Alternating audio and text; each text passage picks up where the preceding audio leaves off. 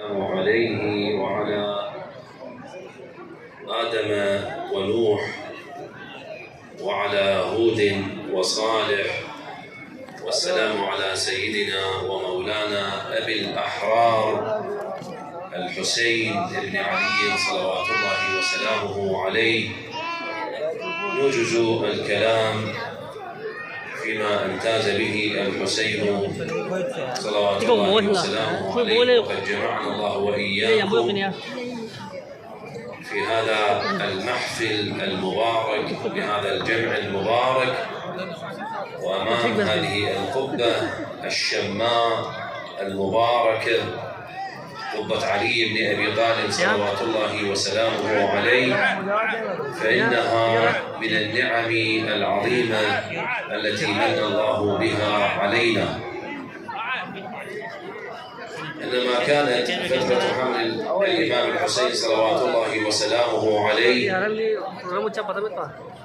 وهي فترة قليلة أقل الحامل لمدى 6 أشهر في بطن أمه الزهراء صلوات الله وسلامه عليه، ولم يكن مثل الحسين إلا عيسى بن مريم صلوات الله وسلامه عليهما، فقد حملته أمه بنفس هذه الفترة المباركة 6 أشهر.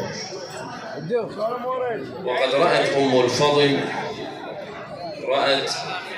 أن عضوا من أعضاء رسول الله صلى الله عليه وآله وسلم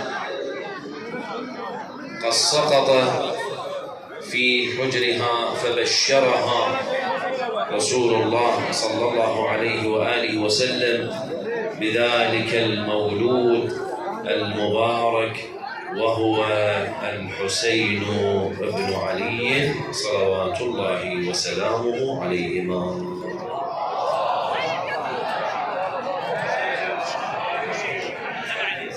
عندما بشر رسول الله صلى الله عليه وآله وسلم بهذا المولود المبارك وقد احتضنه وضمه إليه، وكان يرضع الحسين سلام الله عليه بإصبعه المبارك ويضع لسانه في فم الحسين صلوات الله وسلامه عليه.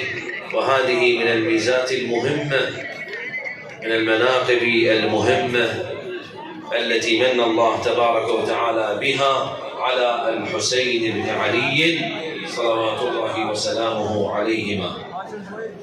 أما أيها الموالون، الاسم المبارك الذي اختاره رسول الله وهو حسين، حسين مني وأنا من حسين، أحب الله من أحب حسينا. ولذا من المهمات على الآباء الكرام أن يختاروا أجمل الأسماء لأولادهم. من حقوق الولد على الوالد أن يحسن اسمه، وخير الأسماء ما عبد وما حمد. تعلمون أن للحسين سلام الله عليه أكثر من ولد، ولكن أجمل الكنى التي كان يكنى بها يكنى بأبي عبد الله. لماذا؟ لأن خير الأسماء كما ذكرنا ما عبد وما حمد، عبد الرحمن، عبد الرحيم، وهكذا الذي يرتبط بالله تبارك وتعالى. وقد ارتبط الحسين بالله عز وجل ارتباطا وثيقا. إلهي تركت الخلق طرا في هواك، وأيتمت العيال لكي أراك. بعد من السنن التي أجراها رسول الله صلى الله عليه وآله وسلم، في يوم السابع عق عن ولده الحسين بعقيقته.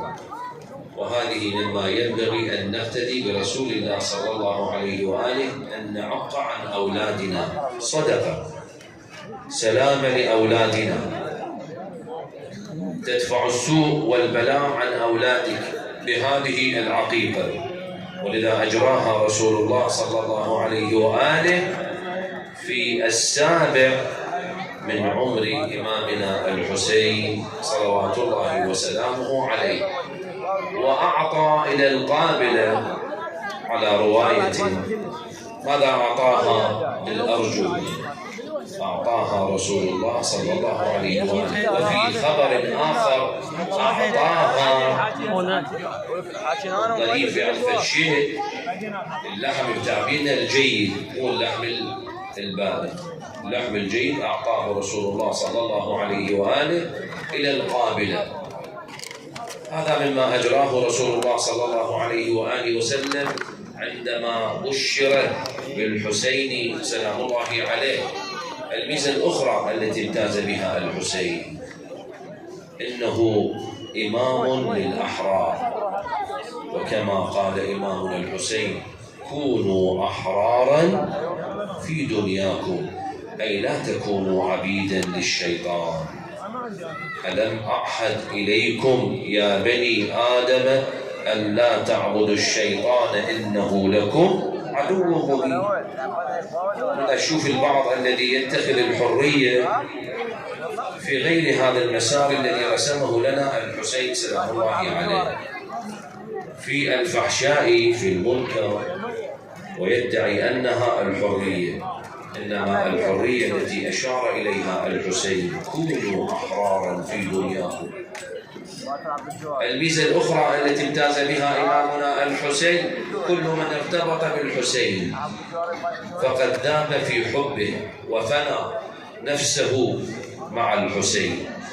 أصحاب الإمام الحسين الذين قدموا أغلى ما عندهم وفازوا مع الحسين سلام الله عليه. وكل من يبرز إلى ساحة الوغى لا يعرف نفسه، إنما يذكر الحسين سلام الله عليه. عمرو ابن جناد الأنصاري ماذا قال؟